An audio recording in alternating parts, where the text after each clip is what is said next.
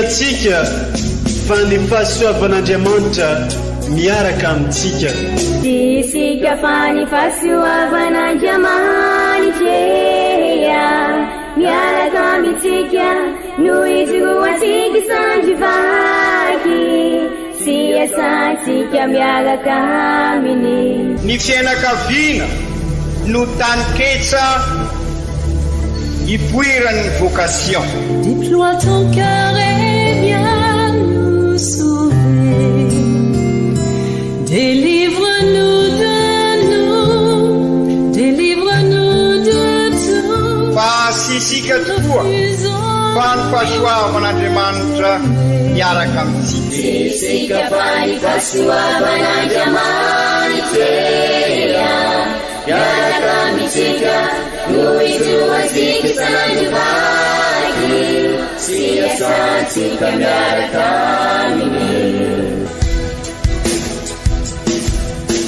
Fa olo raika tokoatran'isika ao aminy, fianakaviana iray ao aminy, tsy misy hevitrevitra. Ny olo no mampizara indraindray, fa Andriamanitra i Jesoa lay mpiandrony tsara ran'olotra ny aina, olo raika. Ary ao amin'ny fiangonana, ao amin'ny eglizy dia sambatra atsika mahasapa an'izay.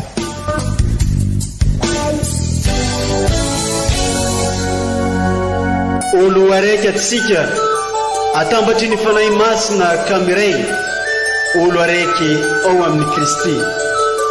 Fandaram-pampianarana iarahana amin'ny son excellence Monseigneur Benjamin Marc Ramarson eto amin'ny radio Fagniry.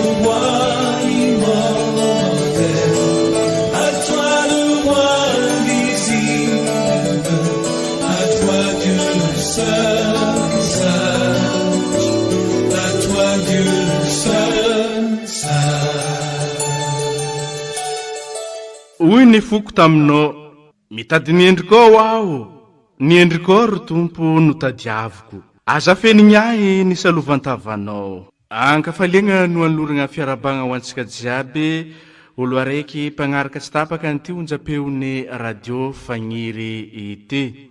Arabegna abantsika jiaby tratran'ity alahady faharoy amin'ny fankalazagna ny karimy agnatin'ny taogno dy.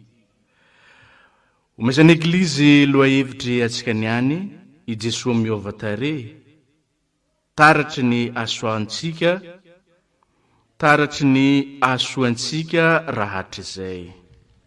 Agnatin'izao karimy izao, zay fotoagna fiomanagna amin'ny Paka 7 andro amezan'ny eglizy atsika, dia ampatsahiviny eglizy reny ny novan'i Jesoa tare, ahitantsika taratra dia ny mialoha ny voninahitra rehefa tafatsangako velo.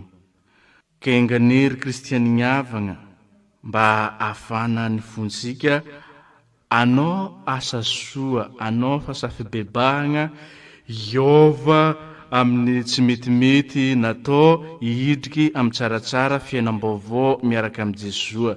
Satria raha miara-mijaly, miara-maty aminy atsika dia iaraka itsangana, iaraka iombombonahitry aminy koa. Ke zegny no agnitanagna atsika amin'ity karimy ity, indrindra amin'izao alahady faharoy agnatin'izegny karimy zegny, intanagna atsika iova zegny, intanagna atsika ibebaka, intanagna atsika amin'ny fivavahagna amin'ny asa fiantragna, asa fitiavanamagna. Orintsika amin'ny tenin'Andriamanitra arosony eglizy amintsika niany ny famaboasana io loha hevitra io ary arahiny fampianaragna sy torotenin'ny Monseigneur Benjamin Marc Ramarson archevêque antsika izegny. Indao ary atsika hitandregny ny tenin'Andriamanitra.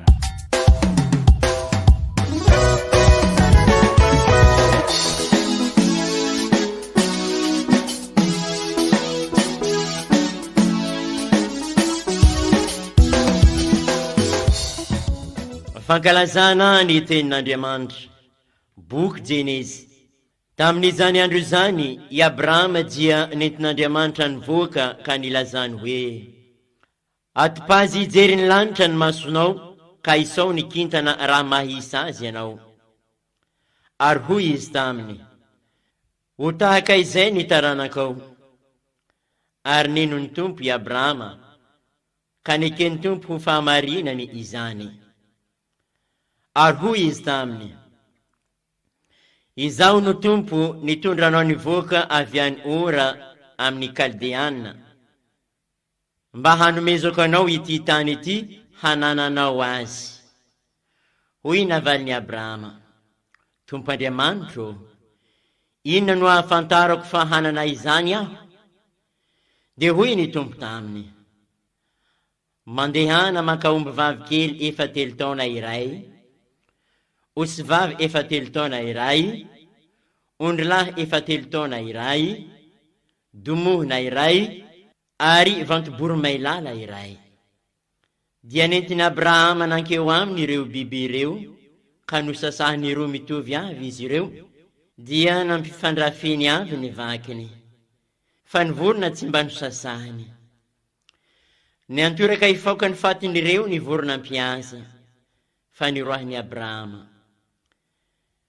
Raha ilainy lentikiny ny masoandro dia rendriky ny torimaso mafy Abrahama, ary indro no tsindrian'ny tahotra mafy sy ny haizim-pito izy.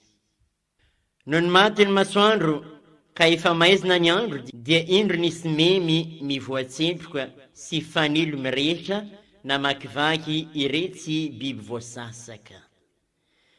Tamin'izany andro zany nanao fanekena tamin'ny Abrahama ny tompo nanao hoe: omeko ny taranakao ity tany ity hatrany amin'ny on'ny Ezipta ka hatrany amin'ny on'ny lehibe, dia i Eufrata izany. Izany ary ny tenin'ny tompo, isaorana ny Andriamanitra.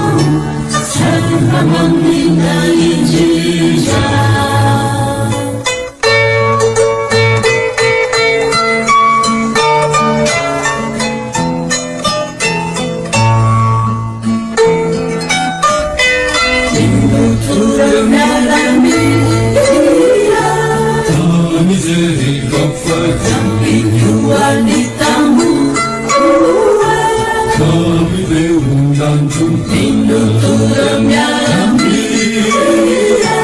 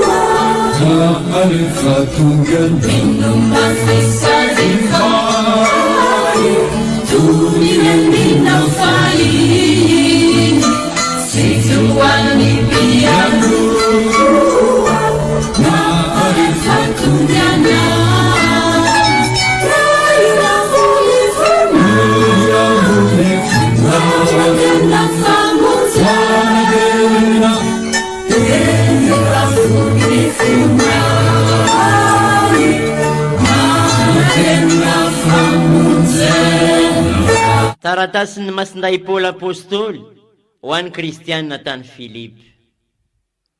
Ry kristianina havana, makatahakahy ianareo ary diniho ireo mandeha araka ny ohatra hitany taminay.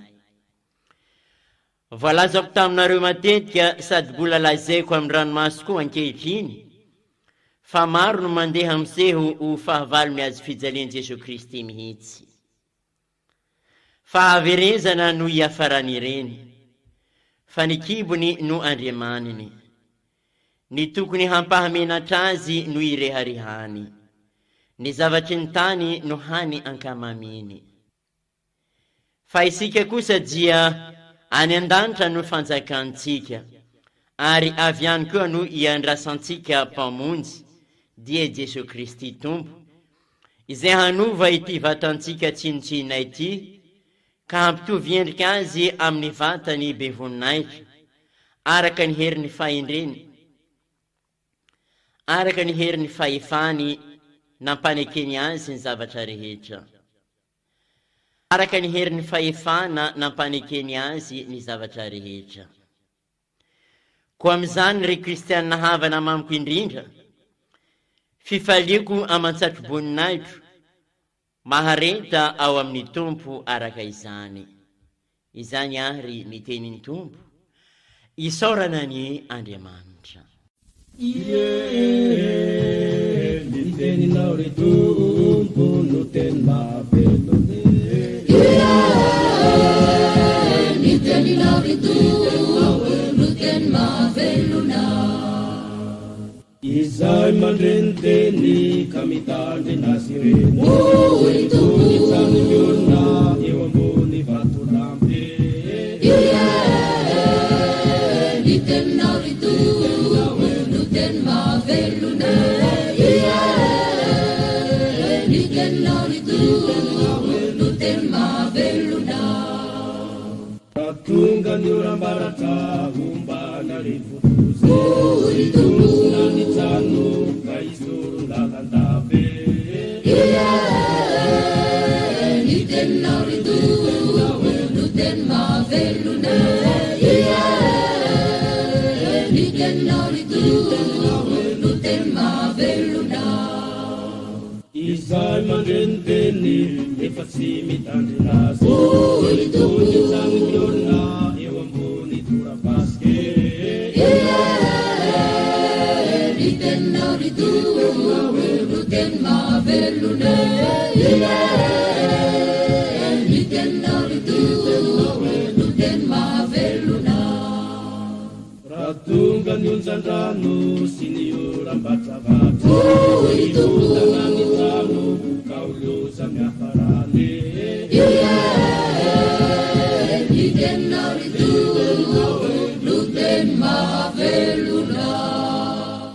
Evanjely masina nosoratan'ny Masindahlioka ao amin'ny toko 7. Tamin'izegny andra zegny, i Jesosy dia nitondra ny Piera sy Jakoba ary Joany, ka niakatra tambongo mba hivavaka. Raha mbola nivavaka izy, dia niova toetra ny tarehiny sady tonga fotsy manjopiaka ny fitafiany. Ary indro nisy roa lahy niresaka taminy, dia i Moizy sy Eli, izay niseho tamboninahitra sy nilaza ny halasany izay tsy maintsy ho tanteraka any Jerosalema. Navesitra ny toro ny masony Piera sy ny namany, nefa nahary toro ihany izy. Dia nahita ny voninahitry Jesosy mba amin'izy roa lahy teo aminy.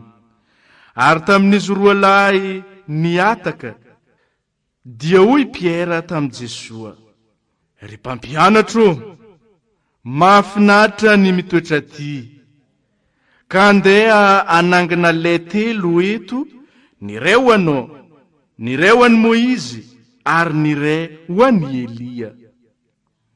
Tsy fantana nefa izay nolazainy. Raha mbola niteny izany izy, dia nisy raona nanarona azy ireo, ka natahotra izy telo lahy tamin'ny dirany tao agnatin'io raona io. Ary nisy feo avy tao amin'io raona io nanao hoe, intino zanako malalako, enoy izy. Ilay niteny igny ny feo, dia Jesosy irery ihany no hita. Ary nangina ireo mpianany ka tsy nilazalaza na tamin'iza tamin'izany andro zany izay zavatra hitany teo. Izany ary ny tenin'ny Tompo, derany eo anao ry Kristy.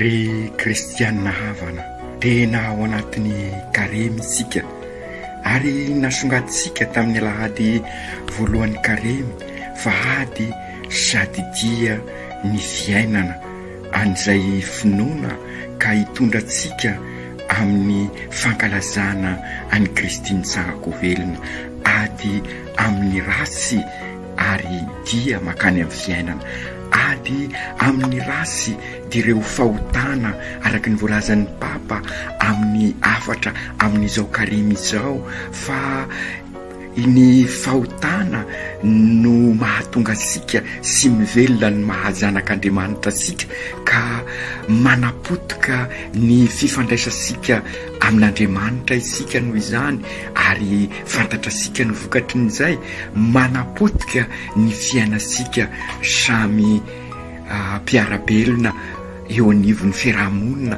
izay fahotana izay dia ireo fakapanahy izay nedivan'i Jesosy tany anefitra, fantatra sika sara zay. Ary ny tena nasongadin'ny Papa amin'ny afatrany dia noho ny fahotana dia potika ihany koa ny tontolo iainasika, satria toy izay hiezaka isika ikolokolo, isadapte ho isika amin'ny tontolo iainana, dia teresika ny tontolo iainana noho izay fakapanahy izay, noho izay fahotana izay anaraka ireo filana sy ny sitraposika, ka hitasika ny vokatrin'izay eo amin'ny tontolo iainasika, potika ny tontolo iainasika, ka izao ady sady dia ataosika amin'izao karemy izao no hitondratsika ary amin'ny fiainam-baovao entin'ny Paka, ka raha miara-maty amin'ny Kristy amin'ny fahotana isika dia hiara hisangana aminy, ka zary zavaboary vaovao, ary dia izay tokoa no antenaisika ady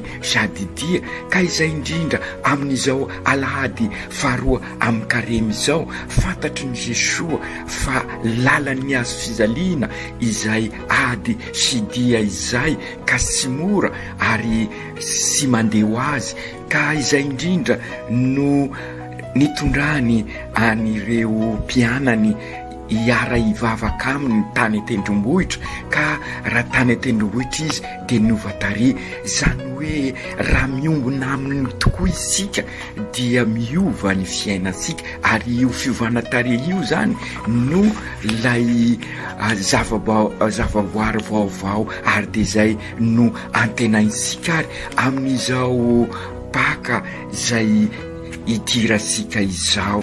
Ary dia fantatra sika fa rehefa niova tare izy soa de tonga fosy manzobika ny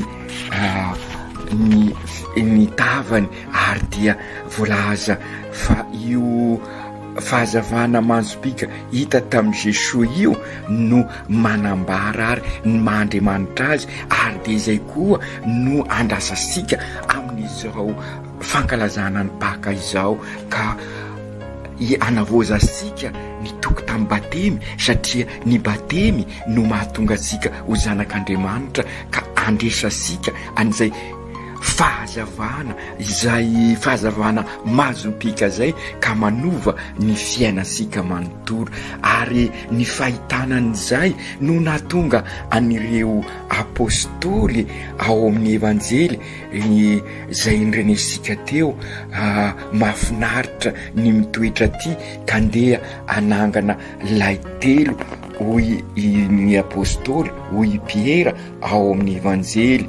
Ka izay indrindra rehefa tena miombona tokoa amin'ny Jesosy isika, ary zay no andrandray-sika amin'izao Paka izao, dia lasa eglizy olona velona tokoa, ka tsara ny mitoetra ao amin'ny Jesosy, ny miombona amin'ny Jesosy, ka zary eglizy, zary mpanorina eglizy tranon'Andriamanitra isika.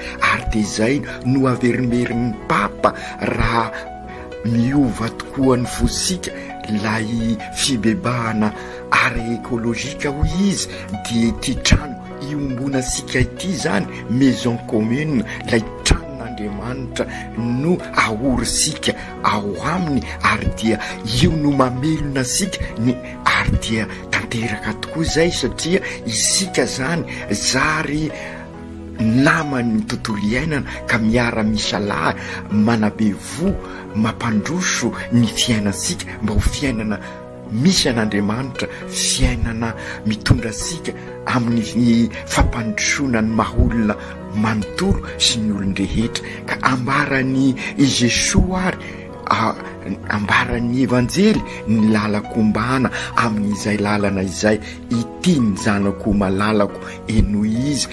Ka izay indrindra ry kristianina hafa malala amin'izao karemy ady sady dia izao, ny lalako ombana dia ny fiainoasika ny tenin'Andriamanitra, ny fiainoasika ny fampianarana atao amin'isika amin'izao karemy izao katolika aho, ka mandalina ny finoko izao tokoa ny vanim-potoana lehibe andalianasika an'izay finoana zay. Ka raha mandalina ny finoana sika sy hoe finoana akandrina fa katolika aho mijoro amin'izay finoko zay, ary dia katolika aho manompo, ary zay no atao ihany koa amin'izao karemy izao, araky ny nampianarina sika tamin'ny alarobian'ny karemy, ka irososika amin'izay asany famindrapo izay, ary zay no manambara fa miaino an'i Jesosy sika. Ary zao ny sy maintsy anapahasika hevitra amin'izay hoe ivelomansika any mahakatolika isika izay, ka miroso amin'ny voamieran'asa isika mba ho katolika manompo tokoa, ary katolika aho ka mankalaza ny finoko izay indrindra nooka iverenasika ary amin'Andriamanitra amin'ny alalan'ny sakramentany ny fampihavanana. Ary dia izay no ambarany vakiteny voalohany izay nirenesika teo, i Andriamanitra manao fanekempihavanana tamin'ny Abrahama, ary dia izay no fanekempihavanana andraindraisika koa raha efa mivelona tokoa isika an'izay tenin'Andriamanitra izay, ka miombona ao amin'ny Kristy ka zary zavaboary vaovao. Io no ampianariny masindahy amintsika ao amin'ny vakiteny faharoa, ampitoviny endrika aminy amin'ny vatany be voninahitra isika hoy masindahy ao an'ny kristianina tany Filipo, ka isika koa raha miombona amin'ny Jesoa tokoa isika amin'izao ady sady dia sika makany amin'ny paka izao, ady amin'ny rasy izao, dia iova tokoa isika araka ny volaza sika teo, ka ampitoviny Jesoa endrika aminy, zany hoe tonga zanak'Andriamanitra isika. Ka raha zanak'Andriamanitra araky ny afatra ny Papa ao amin'ny afatra ny amin'ny Karimy, dia miezaka tokoa eo anivon'ny fiainasika andavanandro mba anana an'izay fibebahana ara ekolojika zay eo anivon'ny fiainantsika, ka ahatonga sika tokoa ary anorina tontolo iainana vaovao anjakany izay fivelarany ny tontolo iainana izay, ny zavaboary. Ka rehefa mivelatra ny zavaboary araky ny maizy azy, dia io zavaboary io no anampy asika iroso amin'izay fanorenana tontolo-piainana vaovao, ka vokatry ny fosika vaovao, ka mampanjaka ny marina isika, mampanjaka ny rariny sy ny hisiny, ary dia mivelona ny tena fifankatiavana marina, ka tontolo-piainana izay amirapiratra tahaka ny fiovantarehany Jesoa, ary iroso amin'ny lalindalina koa amin'ny tontolo-pinoana izay ivelomasika an'izay fifandraisasika vaovao amin'Andriamanitra izay, ka anjaka ao am-posika, anjaka eo anivon'ny fianakaviana eglizy kely, anjaka eo anivon'ny fiarahamonina, anjaka eo anivon'ny eglizy tranon'Andriamanitra, n'izay maha eglizy olona velona sika izay.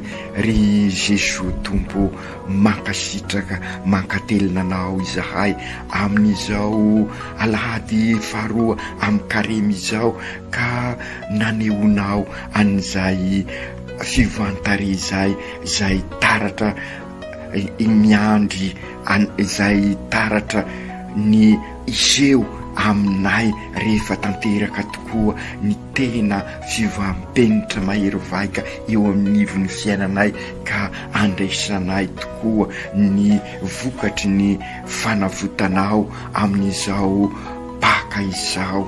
Ambaranao fa sy ny lalan'ny azo fizaliana no tanjona fa ny fisanganako velona, ka raha manatanteraka an'izay ady amin'ny rasy izay zahay, ary raha mamakivaky an'izao Karimy izao miaraka aminao, ka tanteraka soamantsara ao amin'izay fankalazana ny paka izay zahay, dia iova tokoa ka ho zary olom-baovao aminao, zary zavaboary vaovao midera sy mankalaza ny fitiavanao, mankalaza ny voninaitrao eo anivony izao tontolo izao. Ry Jesoa Tompo ampianaro tokoa izahay mba ahita ny voninaitrao eo amin'ny fiainanay, ampianaro izahay araky ny nambarany Andriamanitra ray, io ny zanako malalako, eno izy engany izahay, ieno anao tokoa amin'izao ady sady dia izao, ka raha miara-maty amin'ny fahotana izahay, dia hiaraka isangana aminao, ka zary ho eglizy olona velona tokoa, manorina eglizy tranon'Andriamanitra, lay tranony be iombonana izay anjakan'ny rariny sy ny hisiny, anjakan'ny fifankatiavana, anjakan'ny fahamarinana, ka hitondranay amin'izay fiadanana ao aminao izay. Aoko tanteraka izany amin'ny anaran'ny Ray sy ny Zanaka sy ny Fanahy Masina. Amen.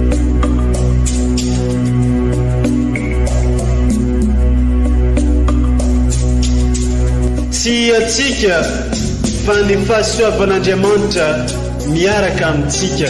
Isika fa ny fahasoavan'Andriamanitra miaraka amintsika noho izy roantsika sandrivaky sy asantsika miaraka aminy. Ny fianakaviana no taniketsa ipoiran'ny vocation. Déploie ton cœur et viens nous sauver. Délivre-nous de nous, délivre-nous de tout. Fa sisika tokoa fa ny fahasoavan'Andriamanitra miaraka amintsika. Isika fa ny fahasoavan'Andriamanitra miaraka amintsika noho izy roantsika sandrivaky sy asantsika miaraka aminy.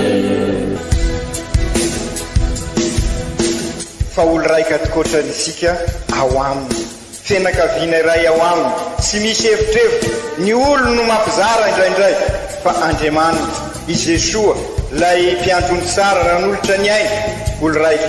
Ary ao amin'ny fiangonana, ao amin'ny eglizy dia sambatra antsika mahasapa an'izay.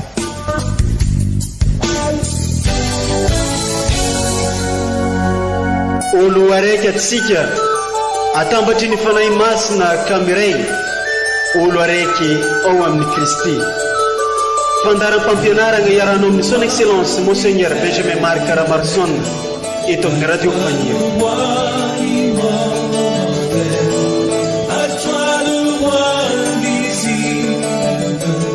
À toi Dieu seul.